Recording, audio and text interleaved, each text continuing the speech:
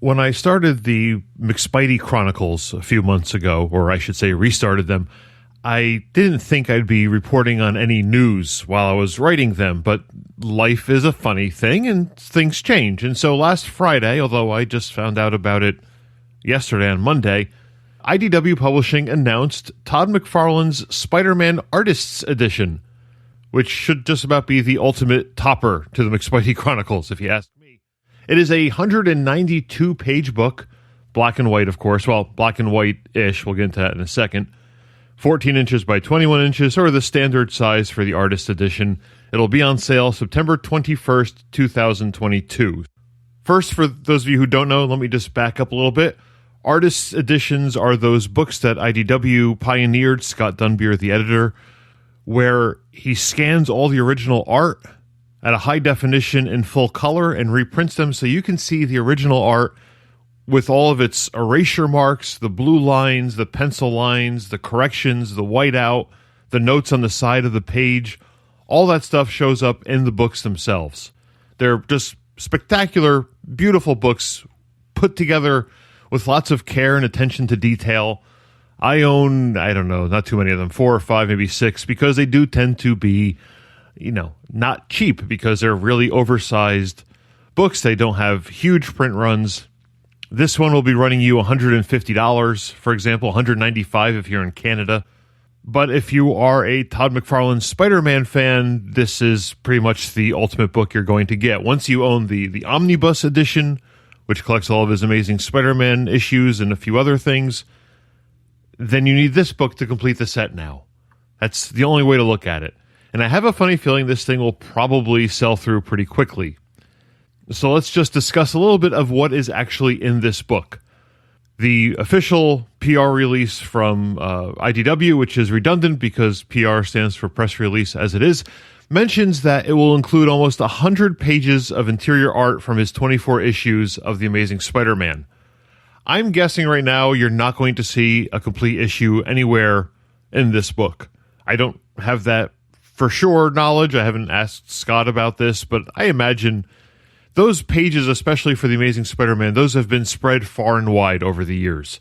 I mean, those books are now 30, almost 35 years old at this point, and a lot of that original art went for a ridiculously low price by today's standards. Back then, a lot of them have changed hands a lot over the past few years, and while there are some sort of whale collectors who've amassed a large number of these pages, I doubt, even with the power of Scott Dunbier at work here, you're going to see a complete issue anywhere.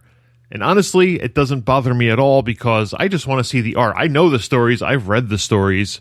I have the Omnibus edition, both digitally and in print. I have a couple or a few of the original issues that were some of the first comic books I bought back in 1989. I'm good there. I just want to see what the art looks like. A lot of this art you can see today, I bet, probably on comicartfans.com. I've done some research there over the course of the McSpidey Chronicles. I probably should have done more along the way, but maybe once this book is out, I will have more to talk about and we'll go back and add some sections to past reviews. We'll see how that goes. So like I said, 100 pages from The Amazing Spider-Man, and as they say, almost 60 pages from the adjectiveless Spider-Man series. Plus, more, 25 covers from both of those series, as well as Marvel Age, Marvel Tales. It says, and more. So will we get the Quasar cover? Well, that doesn't have Spider-Man on it, so probably not. I don't know if any of his Marvel Comics Presents covers had Spider-Man. I don't think they did. Remember Kitty Pryde being on one. I don't want to get confused between the Eric Larson MCP covers and the Todd McFarlane ones.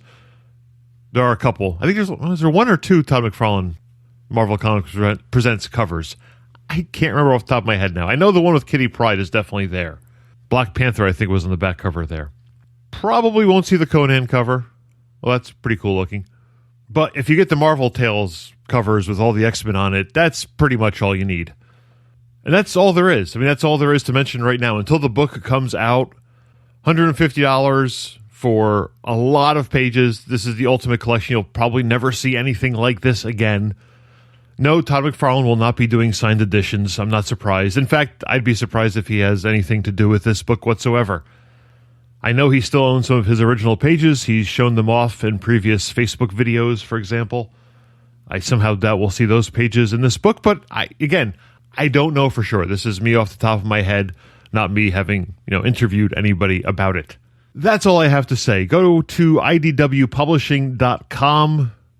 You can look up the press release there, see some of the first pages they have, including, I might add, the cover to Amazing Spider-Man number 328, which is the one that sold for like $600,000 not that long ago. I don't know if Scott was able to scan this one before or after that sale. Maybe this is just a heritage scan. Who knows? But lots of stuff coming. It ought to look great. I definitely want to add this one to my collection of artist editions. So if you'll excuse me, I have to go find another website to write for to make the money for that.